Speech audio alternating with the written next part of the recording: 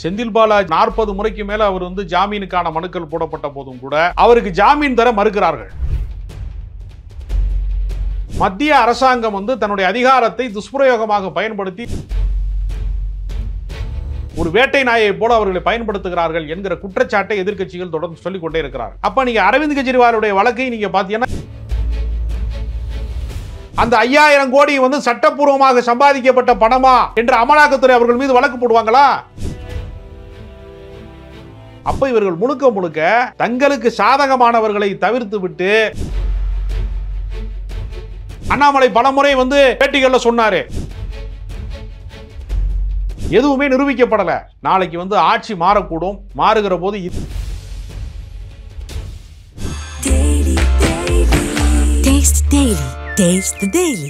வணக்கம் சார்.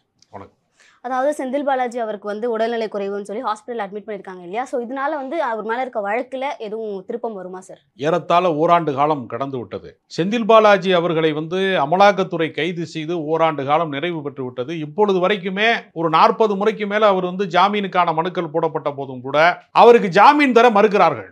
ஏற்கனவே அதிமுகவினுடைய ஆட்சி காலத்தில் அவர் போக்குவரத்து துறை அமைச்சராக இருக்கிற போது டிரைவர் கண்டக்டர்களுக்கான அந்த போஸ்டிங் போடுறதுக்காக வேண்டி அவர் 2 லட்சம் ரூபாய் சம்பந்தப்பட்டவர்கள்ட்ட அவர் பணம் வாங்கினாரு. அப்படி ஒரு 10 பேர்கிட்ட அவர் வாங்கியிருக்கிறாரு என்கிற வழக்கு தான் இது. ஒரு 20 லட்சம் ரூபாய்க்கான வழக்கு தான் அது.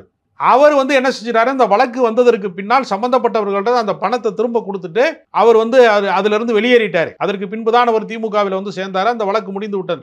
ஏற்கனவே உள்ள வழக்குகளை எல்லாம் மீண்டும் மறுவிசாரணை செய்கிறோம் என்கிற பேரிலே இவருக்கு ஒரு அரசியல் பகை காரணமாக ஏறத்தாழ அண்ணாமலை எந்த பகுதிகளிலே ஒரு போட்டியிட்டாரோ அந்த கரூர் தொகுதியிலே, அதே தொகுதியிலே செல்வாக்கு மிக்க நபராக இவர் இருக்கிற காரணத்தினால தன்னுடைய அரசியல் வளர்ச்சிக்கு ஒரு இடையூறாக இருப்பார் என்று கருதி மத்திய அரசாங்கம் தன்னுடைய அதிகாரத்தை துஷ்பிரயோகமாக பயன்படுத்தி இவர் மீது வழக்கு போட்டு ஏறத்தாழ இந்த வழக்கிலிருந்து அவருக்கு ஜாமீனே இல்லாமல் ஏறத்தாழ ஓராண்டு காலத்தை நீட்டித்து வைத்திருக்கிறார்கள். அவருடைய உடல்நிலை மிகவும் மோசமடைந்து விட்டது. திடீரென்று அவருக்கு ஆஞ்சியோகிராம் பண்ண வேண்டிய சூழலுக்கு விட்டது.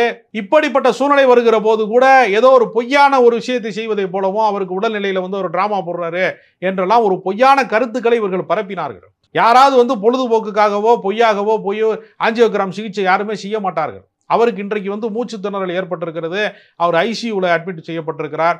தொடர்ச்சியாக அவரை அதாவது எதிர்க்கட்சிக்காரர்களை எப்படி பழிவாங்குவது என்பதை பாஜக தொடர்ந்து செய்து கொண்டிருக்கிறது. அதாவது அவர் மேல இருக்க கேஸை தொடர்ந்து மறுவிசாரணை பண்ணிட்டே இருக்காங்க அப்படின்னா எதுக்காக சார் பழைய கேஸ் திருப்பி மறுவிசாரணை பண்ணணும்? டெல்லியிலே அரவிந்த் கெஜ்ரிவால் ஒரு முதலமைச்சராக இருக்கிற போதே, அதிகாரத்திலே இருக்கிற போதே அவர் மீது வழக்கு போட்டு அமலாக்கத்துறை அவரை கைது செய்து உள்ளே வைத்திருக்கிறார்கள். மக்களால் தேர்ந்தெடுக்கப்பட்ட ஒரு மக்கள் பிரதிநிதியவே அவர்கள் சிறைச்சாலையிலே வைத்திருக்கிறார்கள். ஹேமந்த் சோரன் என்பவரையும் ஜார்க்கண்டினுடைய முதலமைச்சராக இருக்கிறவரையும் இதே போல சிறைச்சாலையில வைத்து இப்பொழுது ஒரு ஜாமீன்ல வெளிவந்திருக்கிறார். அப்ப தங்களுக்கு எதிரானவர்களை வழக்கிலே சிக்க வைக்க வேண்டும் என்கிற அடிப்படையிலே தவறாக பயன்படுத்தப்படுகிறது அமலாக்கத்துறை.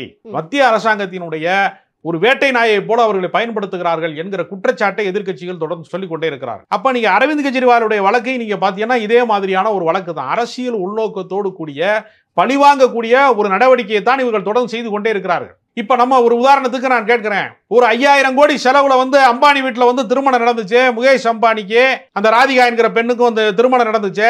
அந்த 5000 கோடி சட்டப்பூர்வமாக சம்பாதிக்கப்பட்ட பணமா என்று அமலாக்கத்துறை அவர்கள் மீது வழக்கு போடுவாங்களா? அம்பானி மீது அவர்கள் வழக்கு போடுவார்களா?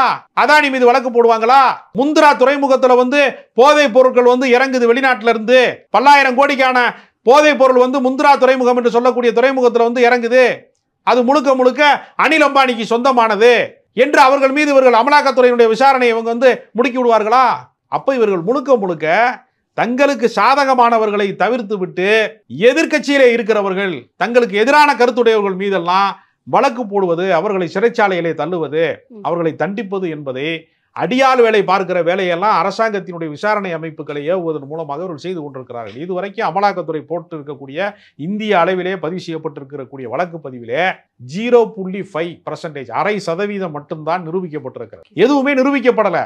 ஆனால் தொடர்ந்து சிறைச்சாலையிலே வைப்பதன் மூலமாக அவருடைய அரசியல் நடவடிக்கையை முடக்குகிற வேலையை செய்ய வேண்டும் என்பதுதான். கரூர் தொகுதியிலே செல்வாக்கு மிக்கவராக செந்தில் பாலாஜி இருக்கிறார் என்கிற காரணத்தினாலே அவருடைய சமூகமும் அண்ணாமலையினுடைய சமூகமும் ஒரே ஜாதியாக இருக்கிற காரணத்தினால தன்னுடைய அரசியல் செல்வாக்கை வந்து பாதிக்கும் என்பதற்காக போடப்பட்டிருக்க வழக்கு. ஏன்னா அவர் கைது செய்யப்படுறதுக்கு முன்பே அண்ணாமலை பலமுறை வந்து பேட்டிகளில் சொன்னாரு, கூடிய சீக்கிரம் வந்துரும்னே, செந்தில் பாலாஜி மேல வழக்கு வந்துரும்னு சொல்லிக்கிட்டே இருந்தாரு. அப்ப இவருக்கு எப்படி தெரியும்? அமலாக்கத்துறையினுடைய அதிகாரி அவரு, உயர் அதிகாரி அவரு, இவருக்கு எப்படி முன்கூட்டியே தெரியும்? அப்ப இவர் என்ன செய்யறாருன்னா, இவர்கள் முழுக்க முழுக்க பாஜக இது போன்ற விசாரணை அமைப்புகளை தவறாக பயன்படுத்துகிறது என்பதற்கான ஆதாரமாக இதை எடுத்துக்கொள்ள முடியும். இது எல்லாமே இப்போ எதிர்கட்சியினோட சதி அப்படின்னும் பொழுது இப்போ ஆளுங்கட்சியில தானே சார் வந்து செந்தில் பாலாஜி அவர்கள் இருக்காரு. அப்பயும் வந்து அவர் மேல ஏன் எப்படி இருக்கு? இல்ல, அமலாக்கத்துறை என்பது மத்திய அரசாங்கத்தினுடைய விசாரணை அமைப்பு. மாநில அரசு வந்து அவர் மீது வழக்கு போடல. அது மத்திய அரசாங்கத்தினுடைய விசாரணை அமைப்பு என்பதனால மாநில அரசினுடைய அதிகாரத்துக்கு அப்பாற்பட்டு, அதை தான் நான் முதலே குறிப்பிட்டு சொன்னேன். அரவிந்த் கெஜ்ரிவாலுடைய கைதும் வந்து அவர் ஒரு மாநில முதலமைச்சர், அந்த மாநிலத்தினுடைய காவல்துறையோ விசாரணை அமைப்பு அவர் மீது வழக்கு போடல. இதை வந்து மத்திய அரசாங்கத்தினுடைய விசாரணை அமைப்பு இந்த வழக்கிலே அவரை சிக்க வைத்து அவரை ஓராண்டு காலமாக அவரை சிறையிலேயே வைத்திருக்கிறார்கள். அவருக்கு ஜாமீன் கிடைக்கல. அவர் உடல்நிலை வந்து 2வது முறை மிக மோசமடைந்திருக்கிறது. ஐசியூவில் இருந்து அவர் வந்து மூச்சு திணறல் ஏற்பட்டு நல்ல வேளையாக ஒரு உயிர் பிழைத்திருக்கிறார். இல்லையென்றால் அமலாக்கத்துறையினுடைய விசாரணை முறையிலேயே ஒருவர் சிறைக்குள்ளேயே வந்து பாதிக்கப்படக்கூடிய ஒரு சூழ்நிலை உருவாகி இருக்கும். அதனால விசாரணையை தள்ளி வைப்பதற்கு உயர்நீதிமன்றம் உத்தரவிட்டிருக்கிறது. அதாவது இப்போதைக்கு இவர் ஹாஸ்பிட்டலே 2 நாளா இருக்காரு. இவருடைய வழக்கு தேதியும் வந்து தள்ளி வச்சிருக்காங்க அப்படின்னும் போது இந்த கேஸோட ஃபியூச்சர் என்னவா சார் ஆகும்? ஏற்கனவே அமலாக்கத்துறை சார்ந்த வழக்குகளிலே உரிய ஆவணங்களை சமர்ப்பிக்க முடியாமல் பல வழக்குகள் வந்து நிரூபிக்க முடியாமல் வந்து தள்ளுபடியாகியிருக்கிறது. அதே போல தான் செந்தில் பாலாஜி அவர்கள் எவ்வளவுதான் விசாரித்தாலும் அதற்கான அவர்கள் வந்து அந்த பண பரிவர்த்தனை, மணி லாண்டரிங் என்று சொல்வார்கள், அந்த பண பரிவர்த்தனை சார்ந்த விஷயங்களிலே இவருடைய சொத்து எங்கிருந்து வந்தது, இதற்கு இவ்வளவு பணம் எங்கிருந்து வந்தது என்கிற விசாரணையை தான் அவர் நடத்தி கொண்டிருக்கிறார்கள். அதற்கான உரிய ஆவணங்கள் சமர்ப்பிக்கப்படுகிற பட்சத்தில் இந்த வழக்கு ஒன்றுமல்லாமல் போய்விடும். நிச்சயமாக ஒரு எதிர்க்கட்சியை பழிவாங்குகிற நடவடிக்கையாகத்தான் இது இருக்கிறதே தவிர நீதி சார்ந்த விஷயமாக இதை சொல்ல முடியாது. முழுக்க முழுக்க இது அரசியல் சார்புடையதாக இருக்கிறது. ஏனென்றால் இதுவரைக்கும் பாஜகவை சேர்ந்தவர்கள் பல பேர் குற்ற பின்னணி உடையவர்கள் இருக்கிறார்கள். பல்வேறு ஆருத்ரா நிதி மோசடி மாதிரி பல்வேறு முறைகேடுகளில் ஈடுபட்டவர்கள் எல்லாம் இருக்கிறார்கள்.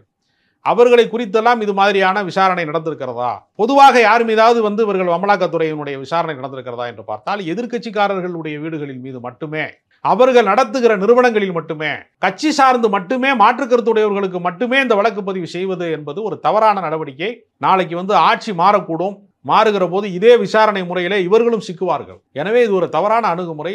எப்பொழுதுமே ஆட்சி மாறிக்கொண்டே இருக்கும். இந்த விசாரணை அமைப்பு என்பது அப்படியே தான் இருக்கும். அந்த விசாரணை அமைப்பை நீங்கள் அரசாங்கம் வந்து தவறாக பயன்படுத்தக்கூடாது, ஆளுகிறவர்கள் அதை தவறாக பயன்படுத்தக்கூடாது என்பதுதான் முக்கியமான விஷயம். அதனால ஏற்கனவே இருக்கக்கூடிய விசாரணை அமைப்புகளுடைய அதிகாரிகளை தங்களுடைய சொந்த நலன்களுக்காக, கட்சி நலன்களுக்காக பயன்படுத்துவது என்பது ஒரு தவறான முன்னுதாரணம்.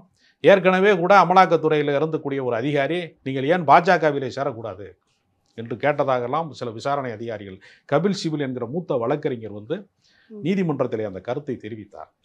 அந்த அளவிற்கு மோசமாக அமலாக்கத்துறை வந்து பாரபட்சமாக நடந்து கொள்கிறது என்கிற குற்றச்சாட்டு இருக்கிறது. அது நீதிமன்றத்தின் வழியாக நிச்சயமாக அவர் விடுதலை பெறுவார். அது திமுக அதற்கான சட்ட போராட்டத்தை நடத்தி கொண்டிருக்கிறது. இப்போதைக்கு வந்து அவருடைய உடல்நிலை வந்து என்னவா இருக்கு அப்படிங்கிறது வந்து கொஞ்சம் விவரமா சொல்ல முடியுமா சார்? அவருடைய உடல்நிலை மிக மோசமடைந்திருக்கிறது என்பதைத்தான் மருத்துவ அறிக்கை சொல்லுகிறது.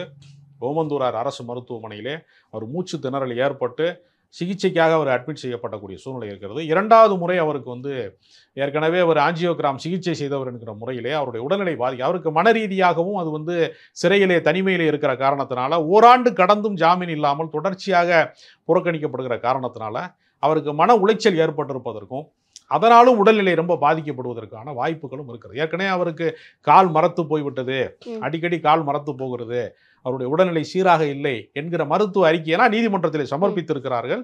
நீதிமன்றமும் அவர் மீதான அந்த கருணையோடு வந்து அவர் ஜாமீன் வழங்குவதற்கான ஒரு சூழலை உருவாக்குவார்கள். நீதியரசர்கள் நிச்சயமாக இதை புரிந்து கொள்வார்கள் என்கிற நம்பிக்கை இருக்கிறது.